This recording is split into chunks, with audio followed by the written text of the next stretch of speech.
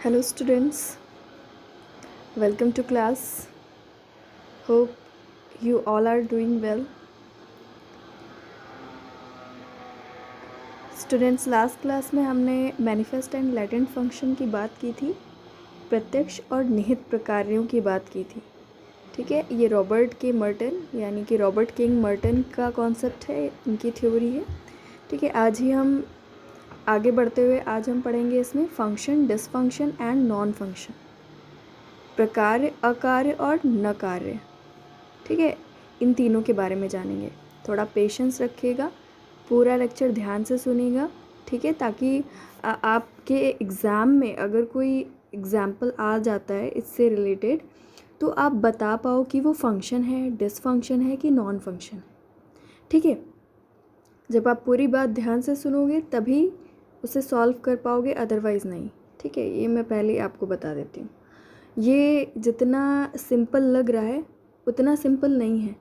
ठीक है, मीन्स आप इसके वर्ड्स से सिर्फ नहीं समझ सकते कि इसमें क्या होगा, इस कॉन्सेप्ट के अंदर क्या होगा। जैसे कि function, dysfunction and non function से कुछ मीनिंग निकल करके आ रहा होगा आपके दिमाग में, बट एग्जैक्ट ज़रूरी नहीं कि ये वैसा ही हो जैसा आप सोच रहे हो। ठीक है, इसलिए पूरी बात ध्यान से सुनिएगा आप लोग।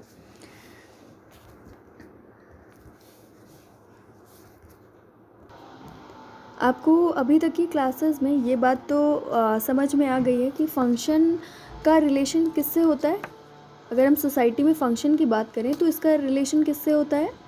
स्ट्रक्चर से, है ना। सोसाइटी में अगर हम प्रकार्य की बात करते हैं तो इसका संबंध किससे होता है? संरचना से। ठीक है, और हमारी जो सामाजिक संरचना है वो बहुत छोटे छोटे यूनिट्स से मिलकर के बनी है ना। हमारे स्ट्रक्चर के बहुत सारे छोटे छोटे पार्ट्स हैं, वो सारे आपस में मिल करके फंक्शनिंग करते हैं। ठीक है, और हमेशा एक ऑर्डर, इक्विलिब्रियम मेंटेन रखते हैं, जिसे हम फंक्शनलिज्म डिफ़ाइन करते वक्त बताते हैं। ठीक है, तो कहने का मतलब जो फंक्शन होता है वो सोसाइटी के सोशल जो सिस्टम है हमारा, सामाजिक जो व्यवस्था है हमारी, उसके अंदर जो छोटे छोटे पार्ट्स हैं वो जब आपस में मिलकर के काम करते हैं तो उसी का रिलेशन होता है किससे? फंक्शन से। ठीक है, जब आप इसको पढ़ोगे बुक में तो कई बार वर्ड आपको मिलेगा इसी कॉन्सेप्ट में कि रिज़ल्ट, है ना।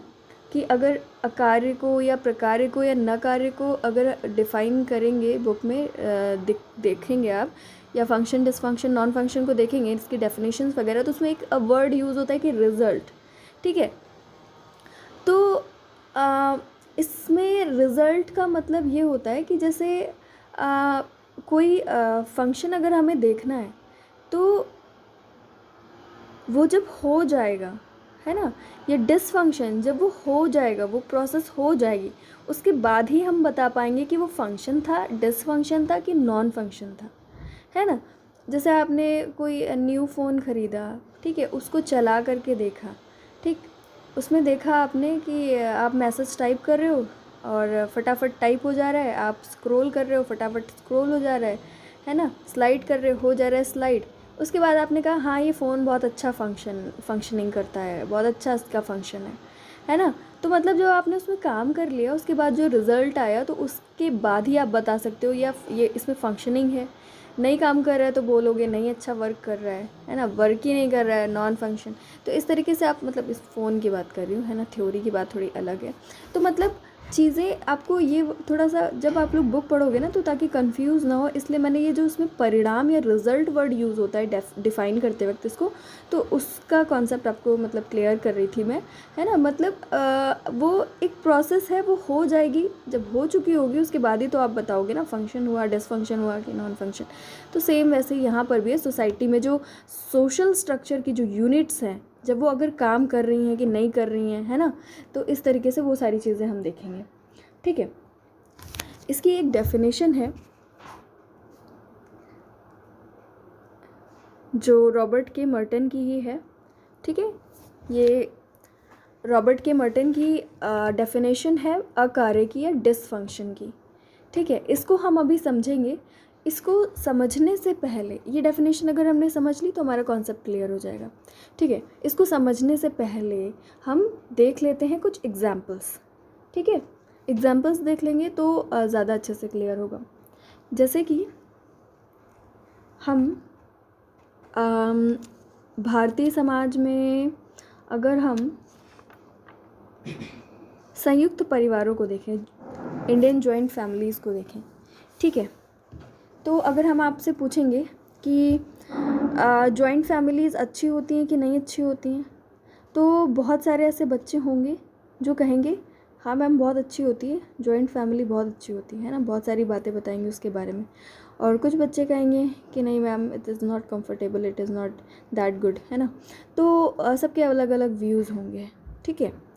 तो अगर हम यहाँ पे प्रकार्य और अकार्य की बात करें इंडियन जॉइंट फैमिली को लेकर के, तो क्या कह सकते हैं कि यहाँ पर अगर इंडियन जॉइंट फैमिली को देखो, भारतीय संयुक्त परिवार को देखो, तो इसके कुछ फंक्शंस हैं जो कि बहुत काम के हैं। जैसे कि यहाँ पर एक ही मुखिया होता है परिवार का, जो कि पूरी फैमिली पर अपना कंट्रोल रखता है, ठीक है। वो जो भी कहता है वो सारे लोग मानते हैं, ठीक है। उससे क्या होता है, सभी लोग डिसिप्लिन रहते हैं। और वहाँ पे जो संपत्ति है सबकी, उस संपत्ति में भी बंटवारे की नौबत नहीं आती है, ठीक है। वो प्रॉपर्टी भी जॉइंट प्रॉपर्टी होती है जब लोग संयुक्त परिवार के अंदर रहते हैं, ठीक है। और आपको मालूम होगा कि जैसे जॉइंट फैमिली में 4 भाई हैं, ठीक है। 4 भाई अगर कमा करके जितना भी लाते हैं वो सारा किसको देते हैं, परिवार के मुखिया को देते हैं। फिर सारा पैसा मुखिया के पास जाता है और वो सबकी ज़रूरतों के हिसाब से उनको पैसे देता है, ठीक है। तो इससे क्या होता है कि फालतू खर्चे नहीं होते परिवार में, है ना। तो इस तरीके के कुछ फ़ायदे हैं। सारे लोग आपस में क्या करते हैं, कोऑर्डिनेट करके रहना सिखाता है जो उनका मुखिया होता है, ठीक है। तो ये कुछ फ़ायदे हो गए। लेकिन वहीं और इसमें और क्या क्या फ़ायदा होता है कि जो सबसे बड़ा फ़ायदा क्या होता है कि मतलब जो उनकी परंपराएं हैं, उनके रीति रिवाज हैं, वो बड़े आराम से आगे आती हैं। जो पीढ़ियाँ, उनमें जो बच्चे पैदा होते हैं आगे, है ना, तो उनमें वो चीज़ क्या होता है, पहुंच जाता है ना, उन तक स्थानांतरित हो जाता है। हस्तांतरित वर्ड यूज़ करते हैं, है ना, उन तक वो ट्रांसफ़र हो जाता है, ठीक। तो ये सारे कुछ फ़ायदे हैं। अब अगर हम इसी जॉइंट फैमिली के, हमने इतने फ़ायदे आपको गिना दिए, अब इसी के कुछ डिसफंक्शन भी हम आपको बता सकते हैं, है ना, साथ में। जैसे कि वहाँ पे क्या होता है, क्योंकि परिवार का मुखिया सबको बराबर पैसे बांटता है कि मतलब जिसको जो जो ज़रूरत पड़ रही है उसको उसी हिसाब से वो पैसे दे देता है।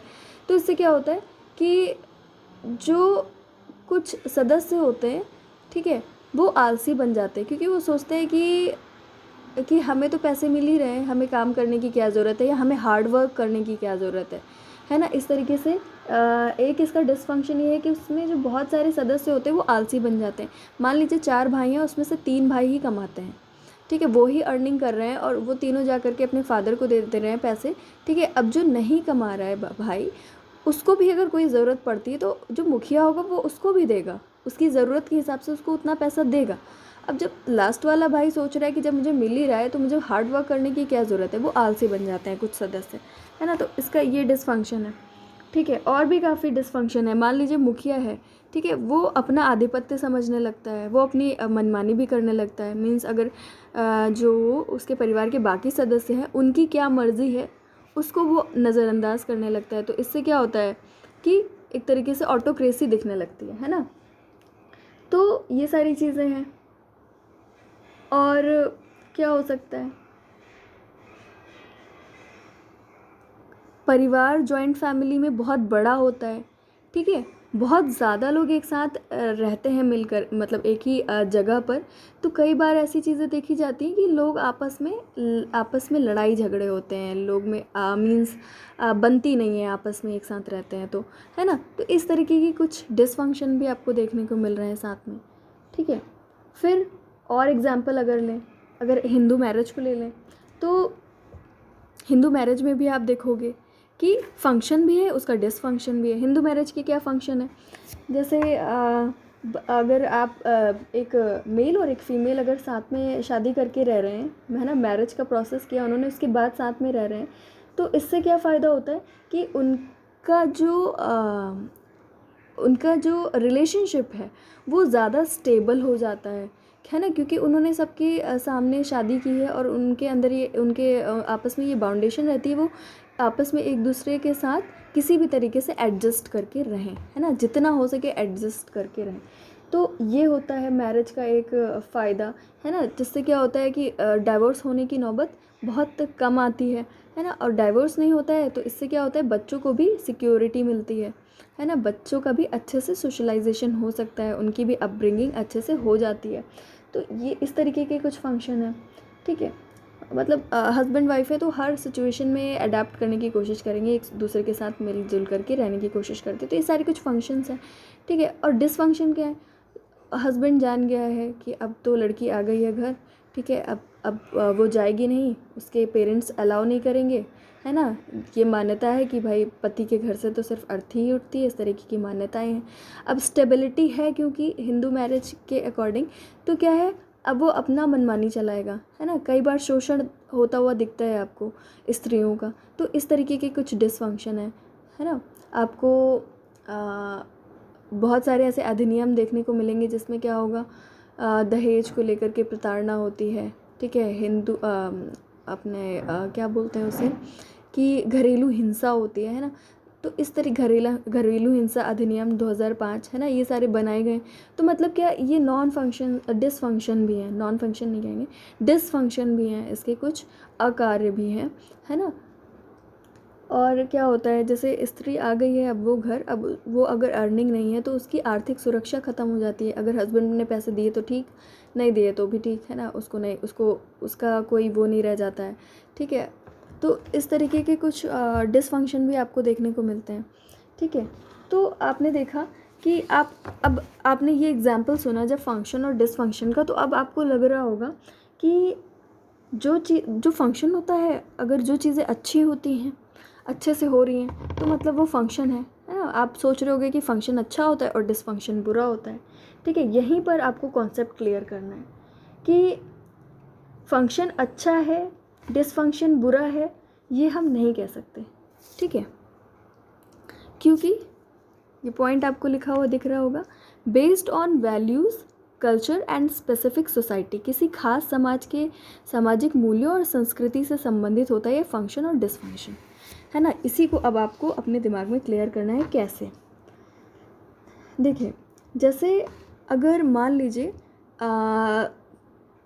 ये जो जॉइंट फैमिली है, इंडियन जॉइंट फैमिली है, ये अगर सिंपल सोसाइटी के अंदर मिल रही है ना, सिंपल सोसाइटी, जो ऐसी सोसाइटीज़ जो ज़्यादा डेवलप नहीं हुई हैं, जहाँ पे मॉडर्नाइजेशन नहीं हुआ है ना, इस तरीके की चीज़ें अभी नहीं हुई हैं, तो वहाँ पर अगर आपको जॉइंट फैमिली मिलेगी तो वहाँ पर वो अच्छी है।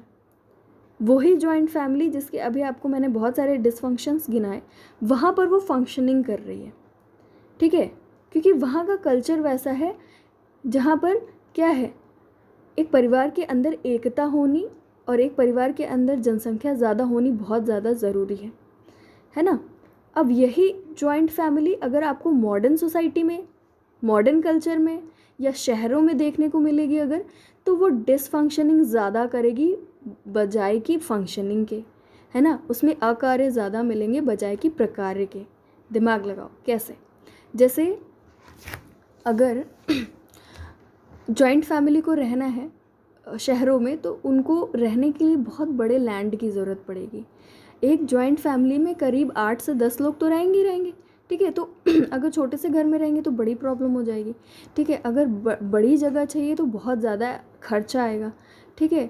अगर मान लीजिए उन्हें रेंट पे रहना है तो करीब बहुत सारे कमरे किराए पे लेने पड़ेंगे, ठीक है। और यहाँ पर क्या है, हर चीज़ जो है यहाँ पर किसी तरीके का एग्रीकल्चरल आपको एग्रीकल्चर होते हुए नहीं दिखता है ना, तो सारी चीज़ें आपको क्या है परचेज़ करनी पड़ती हैं, तो उसमें बहुत ज़्यादा खर्च आएगा, ठीक है। और दूसरी बात, यहाँ के लोगों को क्या चाहिए, फ्रीडम चाहिए, ठीक है। और यहाँ के अगर बच्चे हैं तो वो जाएंगे कॉन्वेंट स्कूल्स में पढ़ने के लिए, ठीक है। अगर उनके दादा दादी सोचेंगे कि इन्हें परंपराएं प्रथाएं सिखाएं, वो ही आगे बढ़ाएंगे, तो ये नहीं हो पाएगा, क्योंकि वो तो मॉडर्न एजुकेशन गेन कर रहे हैं, तो वो इन चीज़ों का विरोध करेंगे और कलह होगी, है ना। तो तो क्या है, आपको क्या दिख रहा है, जो कॉम्प्लेक्स सोसाइटीज़ हैं वहाँ पर ये डिसफंक्शन है। इंडियन जॉइंट फैमिली के डिसफंक्शन बहुत ज़्यादा है, और वहीं पे अगर ये सिंपल सोसाइटी में मिल रही है जॉइंट फैमिली, तो फंक्शनिंग दिख रही है आपको कि बहुत ज़्यादा लोग हैं। अगर कोई और कहीं से लड़ाई झगड़ा होता है तो सारे परिवार के सदस्य हैं और लोग उनसे झगड़ने से डरते हैं, क्योंकि सोचते हैं कि इतने सारे इनके घर में लोग हैं और उनमें एकता है तो नहीं हो पाएगा, है ना, हम नहीं जीत पाएंगे। तो इस तरीके की चीज़ें होती हैं, है ना, बहुत सारी चीज़ होती है। मतलब कहने का कि कल्चर बहुत ज़्यादा, कल्चर हो गया और वैल्यूज़ हो गए, सोसाइटी के कैसे वैल्यूज़ हैं, ये दोनों बहुत ज़्यादा डिपेंड करते हैं कि स्ट्रक्चर की एक यूनिट फंक्शनिंग कर रही है कि डिसफंक्शनिंग कर रही है। समझ गए? तो ये जो फंक्शन है और डिसफंक्शन है ये कल्चर पे बेस्ड है, वैल्यूज़ पे बेस्ड है। अगर आपके घर में, अगर आपके एरिया में ये वैल्यूज़ हैं कि गर्ल्स को बाहर नहीं जाने देना चाहिए, ठीक है, इससे क्या होता है, फैमिली का कहीं ना कहीं रिस्पेक्ट गिरने लगता है। तो क्या है, तो वहाँ पे ऐसी अगर वैल्यूज़ जहाँ पे हावी हैं, तो वहाँ पर अगर एक लड़की को मॉडर्न एजुकेशन मिल रही है तो वो एक डिसफंक्शन होगा। और वहीं पर अगर आपकी सोसाइटी, आपकी जगह ऐसी है जहाँ पर बोला जाता है कि लड़कियों को फ्रीडम दो, उनको आगे बढ़ने दो, और एक फैमिली में लड़की भी अर्निंग होनी चाहिए और लड़का भी, जहाँ पर ऐसी वैल्यूज़ है और वहाँ पे अगर मॉडर्न एजुकेशन मिल रही है तो वहाँ पर मॉडर्न एजुकेशन फंक्शनिंग होगी, प्रकार्य होगा वहाँ पे मॉडर्न एजुकेशन का। तो आप देख रहे हो मॉडर्न एजुकेशन ना तो अच्छी है ना तो बुरी, ये डिपेंड किस पे कर रहा है, आपके कल्चर पे, आपके वैल्यूज़ पे, है ना। तो यही इसका कॉन्सेप्ट है कि फंक्शनिंग क्या होती है और डिसफंक्शनिंग क्या होती है ना। हम ये नहीं कह सकते कि फंक्शनिंग अच्छी होती है, डिसफंक्शनिंग की चीज़ें सारी ख़राब होती है, वो आप पे डिपेंड करता है आप उसको कैसे लेते हो। ये चीज़ आर के मर्टन ने बताई, ठीक है। और अब बात आती है नॉन फंक्शनिंग की या न कार्य की, क्या होती है न कार्य, मतलब क्या होता है। तो न कार्य का मतलब होता है, हमारी सोसाइटी में बहुत सारी ऐसी चीज़ें बनाई गई हैं जो हमें हमारे कल्याण की बातें सिखाती हैं, हमारे अच्छाई की चीज़ें सिखाती हैं, बट उनकी कोई अब रेलेवेंस नहीं रह गई है। जैसे मान लीजिए हिंदू धर्म में बोला गया 16 संस्कार है ना, 16 संस्कार आपको करने हैं अपनी पूरे लाइफ टाइम में, ठीक है। तो उसमें बहुत सारे ऐसे संस्कार होंगे जिनका तो आपको नाम ही नहीं पता होगा, है ना, लेकिन फिर भी बहुत सारे ऐसे लोग होंगे जो उन संस्कारों को पूरा करते हैं, ठीक है। और वो संस्कार, उन संस्कारों के होने का उद्देश्य क्या होता है कि वो हमें, बहुत सारे ऐसे संस्कार होते हैं जो हमें रहन सहन के तौर तरीके सिखाते हैं कि हमें आपस में मिलजुल करके रहना चाहिए, या फिर हमें हमेशा साफ़ सफाई रखनी चाहिए, या फिर हमें हमेशा सात्विक भोजन करना चाहिए, है ना, शरीर के लिए अच्छा होता है। इस तरीके की चीज़ें सिखाते हैं, बहुत सारे ऐसे संस्कार होते हैं, ठीक है। तो जब इस समय आप स्कूल जाते हो, आप फ़ोन चलाते हो, है ना, आप यूट्यूब देखते हो, तो बहुत सारी चीज़ें तो आप ऐसे ही सीख जाते हो, है ना। आपको पता है कि सफाई का क्या महत्व है ना, आप ये चीज़ बहुत अच्छे से जान चुके हो। बहुत सारी ऐसी पॉलिसीज़ बनी हैं जो साफ़ सफाई के ऊपर ज़्यादा फोकस करती हैं।